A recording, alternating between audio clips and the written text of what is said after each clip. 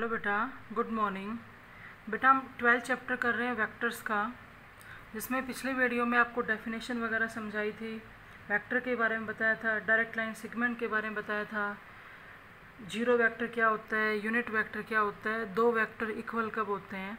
अब उसी में आगे हम पढ़ते हैं बेटा direction cosines and direction ratio. देखो बेटा, पीछे आपको एक बताया था वेक्टर और एक बताया था यूनिट वेक्टर। वेक्टर के लिए हम ऊपर एरो लगाते हैं और यूनिट वेक्टर के लिए हम क्या लगाते हैं, कैप लगाते हैं। सबसे पहले तो मैं यहाँ कोऑर्डिनेट एक्सिस ले रही हूँ, x axis, y axis, z axis और ओरिजिन। ठीक है, देखो बेटा हमने एक पॉइंट ले लिया P, कोई भी पॉइंट लिया P, उसके कोऑर्डिनेट मैंने ले लिए A B C। ठीक है, P को O से मिलाया और ये जो OP हम ले रहे हैं OP वेक्टर, इसका जो मैंने पोजीशन वेक्टर है उसको रिप्रेजेंट कर दिया R से, R वेक्टर से। यहाँ पे देखो OP वेक्टर मान लेते हैं एक्स एक्सिस के साथ एंगल बना रहा है अल्फा, वाई एक्सिस के साथ एंगल बीटा और जेड एक्सिस के साथ जो एंगल बना रहा है बेटा वो बना रहा है गामा। एक्स एक्सिस के साथ अल्फा, वाई एक्सिस के साथ बीटा और जेड एक्सिस के साथ गामा। देखो बेटा, एक तो हम लेंगे बेटा आई यूनिट वेक्टर, आई उसके ऊपर मैं कैप लगा रही हूँ।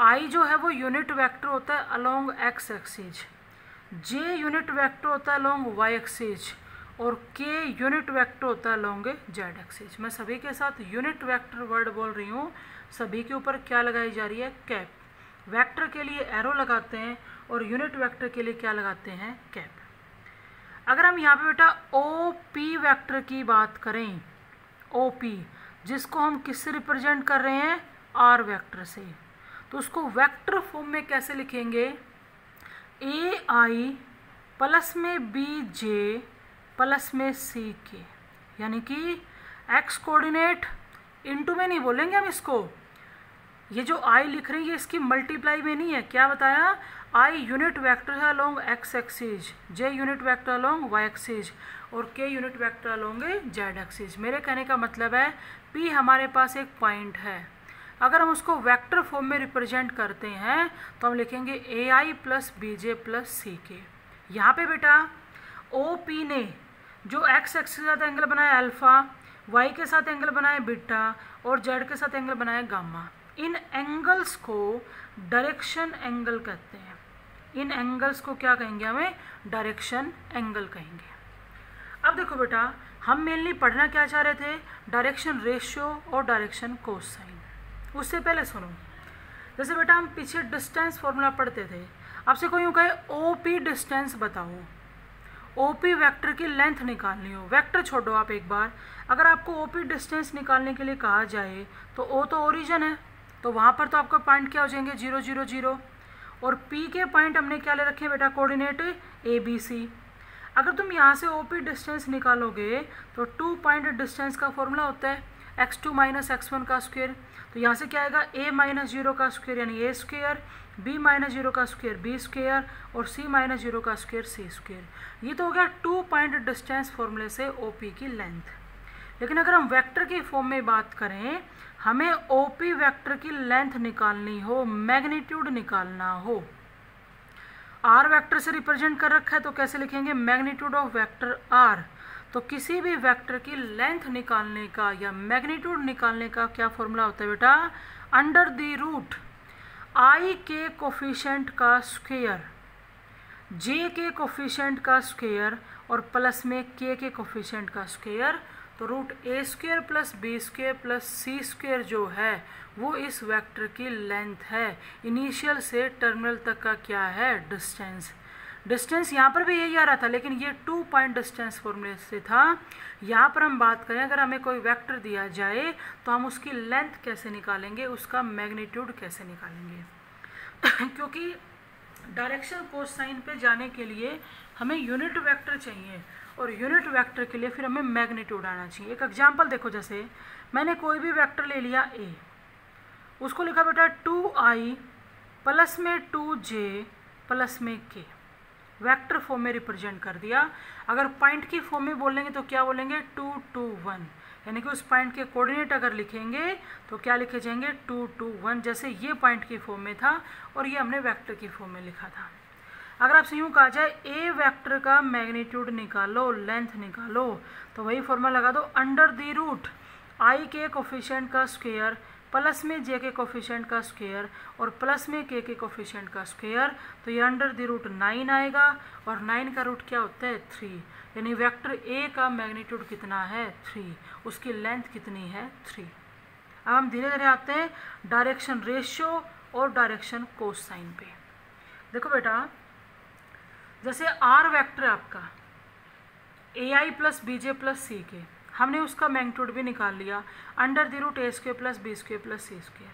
अगर आपको कोई यहाँ पे यूँ कह दे कि आर का यूनिट वेक्टर निकालो, मैंने इस पर क्या लगा दी कैप। बेटा यूनिट वेक्टर कैसे निकालना बताया था, वेक्टर को उसके मैग्नीट्यूड से डिवाइड कर दो, यूनिट वेक्टर आ जाएगा।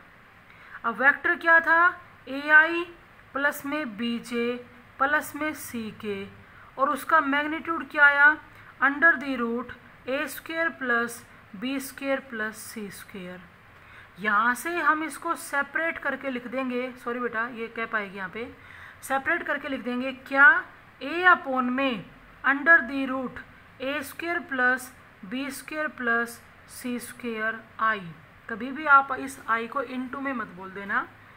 बी के अपॉन में under the root A square plus B square plus C square J, और सी के अपॉन में भी under the root A square plus B square plus C square K. देखो ये तो आर वेक्टर है और ये आर का यूनिट वेक्टर है, हम इसको यूनिट वेक्टर कह रहे हैं। अगर तुम चाहो तो इस यूनिट वेक्टर का मैग्नीट्यूड निकाल के चेक कर सकते हो, 1 ही आएगा, क्योंकि यूनिट वेक्टर का मैग्नीट्यूड क्या होता है 1। निकालो भाई, कैसे निकालेंगे बेटा, अंडर द रूट आई के कोफिशिएंट का स्क्वायर, इसका स्क्वायर करेंगे तो ए स्क्वायर अपॉन में रूट हट जाएगा स्क्वायर से, a square plus B square plus C square आएगा। ये क्या होगा बी स्क्वायर अपॉन में a square plus B square plus C square आएगा, और ये क्या हो जाएगा सी स्क्वायर अपॉन में a square plus B square plus C square आएगा। बेटा जब हम रूट के अंदर एलसीएम लेंगे तो एलसीएम आएगा रूट ए square plus B square plus सी स्क्वायर, ऊपर भी वही बनेगा, कैंसिल होके 1 आएगा, और 1 का रूट क्या हो जाएगा 1। तो ये यूनिट वेक्टर था तो फिर इसकी लेंथ भी क्या है 1। जैसे सुनो, जैसे ऊपर मैंने अभी ए वेक्टर लिया था 2i प्लस में 2j प्लस में k। अगर आपसे कोई यूँ कह दे ए का यूनिट वेक्टर निकालो तो बिल्कुल निकाल सकते हैं। यहाँ पे मैंने ए का मैग्नीट्यूड निकाला था बेटा, मैग्नीट्यूड कितना आया था 3 आया था। अगर ए का यूनिट वेक्टर निकालना है तो ए वेक्टर को उसके मैग्नीट्यूड से डिवाइड करेंगे। अब वेक्टर ए क्या है 2i प्लस में 2j प्लस में k, और उसका मैग्नीट्यूड क्या है 3। ऐसे सेपरेट करके लिख दो 2/3i प्लस में 2/3j प्लस में 1/3k। तो ये तो है ए वेक्टर और ये है ए यूनिट वेक्टर। इसका भी मैग्नीट्यूड निकाल के चेक करना चाहो तो कर सकते हो, 1 आएगा। क्या अंडर द रूट 2/3 का स्क्वायर 4/9 प्लस में 2/3 का स्क्वायर 4/9 प्लस में 1/9, एलसीएम आ गया 9, 4 + 4 8 प्लस में 1 9 अपॉन में 9 1, और 1 का रूट 1। तो ये तो बात हो गई मैग्नीट्यूड निकालने की, यूनिट वेक्टर निकालने की। अब हम आते हैं डायरेक्शन रेशियो और डायरेक्शन कोसाइन। ध्यान से सुनना, एक तो आप पूरा डायरेक्शन रेशियो लिखो या फिर डायरेक्शन रेशियो की शॉर्ट फॉर्म होती है डायरेक्शन, यहाँ पे अपोस्ट्रोफी लगा के डायरेक्शन रेशियो पढ़ेंगे हम। अगर आपसे यूँ कहा जाए डायरेक्शन रेशियो निकालो वेक्टर ए के, जो हमने यहाँ पे ये ले रखा है बेटा, वेक्टर के जो कंपोनेंट होते हैं, मेरी बात ध्यान से सुनो, कंपोनेंट क्या होते हैं, जो आई जे के कोफिशिएंट का काम करते हैं उन्हीं को कंपोनेंट कहते हैं। यहाँ पर वेक्टर ए के कंपोनेंट 2 2 1 है और जब भी हम डायरेक्शन रेशियो, डायरेक्शन कोसाइन लेंगे तो हमेशा इन ब्रैकेट्स का यूज करेंगे बेटा, ओपन ब्रैकेट नहीं लगाएंगे। वेक्टर के जो कंपोनेंट होते हैं वो डायरेक्शन रेशियो होते हैं, यानी कि वेक्टर ए के डायरेक्शन रेशियो 2:1। आपसे कोई यूँ कहे आर वेक्टर के डायरेक्शन रेशियो बताओ तो हम क्या कहेंगे, ए बी सी। अब बात आती है डायरेक्शन कोसाइन की, उसकी शॉर्ट फॉर्म होती है डायरेक्शन अपोस्ट्रोफी लगा के सी, डायरेक्शन कोसाइन। बेटा वेक्टर के कंपोनेंट को तो डायरेक्शन रेशियो कहा जाता है और यूनिट वेक्टर के कंपोनेंट को डायरेक्शन कोसाइन कहते हैं। वेक्टर ए का यूनिट वेक्टर ये था, यूनिट वेक्टर में से कंपोनेंट उठाओ। अब यूनिट वेक्टर में कंपोनेंट कौन है, 2/3, 2/3 और 1। तो वेक्टर के कंपोनेंट तो होते हैं डायरेक्शन रेशियो, उस वेक्टर से यूनिट वेक्टर निकाल लेंगे और यूनिट वेक्टर के कंपोनेंट से जो हम बनाएंगे उन्हें कहते हैं डायरेक्शन कोसाइन। तो ये होते हैं डायरेक्शन रेशियो और कोसाइन। अगर आपसे आर वेक्टर के डायरेक्शन कोसाइन पूछेगा तो क्या होंगे, a/√a² + b² + c², b/ में सेम और ये c/ में, तो ये हो जाएंगे वेक्टर आर के डायरेक्शन कोसाइन। अब देखो बेटा डायरेक्शन रेशियो कोसाइन के बारे में बताया आपको। जो डायरेक्शन कोसाइन है ना, उनके लिए हम एक नोटेशन और लेते हैं स्टैंडर्ड फॉर्म में। क्या, डायरेक्शन कोसाइन को हम LMN से भी डिनोट करते हैं, जनरल फॉर्म में ले लेते हैं। जैसे पिछले उसमें ए वेक्टर के जब मैंने डायरेक्शन कोसाइन लिखे तो बेटा 2/3, 2/3 और 1/3 थे। अगर हम यहाँ पे LMN से डिनोट करते मतलब L कितना 2/3, एम भी कितना 2/3 और n कितना 1/3। ये नोटेशन है डायरेक्शन कोसाइन की। क्या होते हैं डायरेक्शन कोसाइन, यूनिट वेक्टर के कंपोनेंट। अब सुनो बेटा, डायरेक्शन कोसाइन हमेशा एक कंडीशन को सेटिस्फाई करते हैं। क्या, डायरेक्शन कोसाइंस के स्क्वायर का जो सम होता है ना वो हमेशा 1 आता है। डायरेक्शन रेशियो की बात नहीं कर रही मैं, डायरेक्शन कोसाइन की। डायरेक्शन रेशियो की बात नहीं हम कर रहे, डायरेक्शन कोसाइन की कर रहे हैं। डायरेक्शन कोसाइंस के स्क्वायर का सम हमेशा 1 आता है। जैसे ये आप कह रहे हो डायरेक्शन कोसाइन है, आप इनके स्क्वायर का सम करके देखो, यहाँ आएगा भाई 4/9 प्लस में 4/9 और प्लस में 1/9, सोल्व करोगे तो क्या आएगा 1। कोई भी वेक्टर उठाओ आप, हमेशा ये कंडीशन सेटिस्फाई होगी। ये रिजल्ट आपको ध्यान रखना है, ठीक है बेटा। उसके बाद देखो, अभी मैंने पीछे बताया था अल्फा बीटा गामा, क्या थे ये, आर वेक्टर ने एक्स एक्सिस, वाई एक्सिस और जेड एक्सिस के साथ जो एंगल बनाए थे वो एंगल थे जिनको हमने क्या कहा था, डायरेक्शन एंगल। अब सुनो बेटा, डायरेक्शन कोसाइन के लिए ही एक नोटेशन और भी यूज होती है, ध्यान से सुनना, कोस अल्फा, कोस बीटा और cos gamma. Alpha beta gamma वही एंगल हैं जो आर वेक्टर ने एक्स वाई और जेड एक्सिस के साथ बनाए। मैंने इनके साथ कोस लगा दिया, cos alpha, cos beta, cos gamma. ये जो है ना, ये भी हम डायरेक्शन कोसाइन के लिए ही यूज करते हैं बेटा। ये तो तब लेते हैं जब हमें वेक्टर दे रखा हो, और इसकी हेल्प तब लेते हैं जब हमें एंगल दे रखा हो कि उस वेक्टर ने एक्स एक्सिस के साथ ये एंगल बनाया, वाई के साथ ये बनाया, जेड के साथ ये बनाया। यानी कि LMN भी डायरेक्शन कोसाइन है, कोस अल्फा, कोस बीटा और कोस गामा भी डायरेक्शन कोसाइन है। अगर कोस अल्फा, कोस बीटा और कोस गामा डायरेक्शन कोसाइन है तो ये उस कंडीशन को सेटिस्फाई करेंगे। क्या, कोस square alpha plus cos square beta plus cos square gamma भी किसके इक्वल होगा, 1 के। क्यों, हमने कुछ नहीं किया, हमने यही कहा है कि L तो हो जाएगा कोस अल्फा के बराबर, M हो जाएगा कोस बीटा के बराबर और N हो जाएगा कोस गामा के बराबर। तो इस एक्सप्रेशन में जब रखेंगे तो क्या बनेगा, cos square alpha plus cos square beta plus cos square gamma equal to 1। ये रिजल्ट आपको ध्यान रखना है। कई बार इसी रिजल्ट की वैल्यू वो साइन की फॉर्म में पूछ लेता है। नॉर्मली ट्रिग्नोमेट्री से बताओ, हम कोस स्क्वायर अल्फा को 1 माइनस साइन स्क्वायर अल्फा लिख सकते हैं, कोस स्क्वायर बीटा को 1 माइनस साइन स्क्वायर बीटा लिख सकते हैं और कोस स्क्वायर गामा को 1 माइनस साइन स्क्वायर गामा लिख सकते हैं। इक्वल टू क्या था, 1। देखो 1 + 1 + 1 कितना आ गया, 3। इस 1 को तो मैं ले आई लेफ्ट साइड में, और अगर sine square alpha, sine square beta और साइन स्क्वायर गामा को राइट साइड में लेके जाएंगे तो वो तीनों आपके प्लस के हो जाएंगे। और यहाँ से 3 - 1 कितना बचेगा आपका 2। यानी कि ये एक्सप्रेशन कोस में तो 1 के इक्वल होता है, लेकिन साइन में किसके इक्वल होता है 2 के। ये आपको याद भी रखना है, आपको ध्यान रहना चाहिए। तो ये थे बेटा आपके डायरेक्शन रेशियो और डायरेक्शन है कोसाइन। उसके बाद देखो बेटा आगे हम पढ़ रहे हैं ट्रायंगल लॉ ऑफ एडिशन। मतलब वेक्टर के एडिशन की बात हो रही है कि दो वेक्टर का सम कैसे करेंगे। जैसे बेटा हमारे पास एक वेक्टर है ए और दूसरा वेक्टर है बी, तो इनके एडिशन के लिए हम ट्रायंगल लॉ का यूज करेंगे। क्या? जैसे एक वेक्टर ए था, एक वेक्टर बी था, वो हमने एक पॉइंट ले लिया। यहाँ पर आपका पॉइंट है बेटा ए और यहाँ पे आपका पॉइंट है बी। वो हमने कोई भी पॉइंट ले लिया, ओ ए को मिला दिया, ए बी को मिला दिया और ओ बी को मिला दिया। दो वेक्टर हमारे पास, ओ ए जो है वो तो है बेटा वेक्टर ए और ए बी हमने ले लिया बेटा वेक्टर बी। दो वेक्टर हमारे पास हैं। ओ ए पे ऐसे एरो लगाने का मतलब है कि इसकी जो डायरेक्शन है वो ओ से ए है। अगर हम ए बी पे ऐसे एरो लगाएं तो इसकी डायरेक्शन ए से क्या हो जाएगी बी। अगर मैंने यहाँ पे एरो लगा दिया ओ बी पे, ये एक ट्रायंगल बन गई O A B. Triangle law of addition क्या कहता है?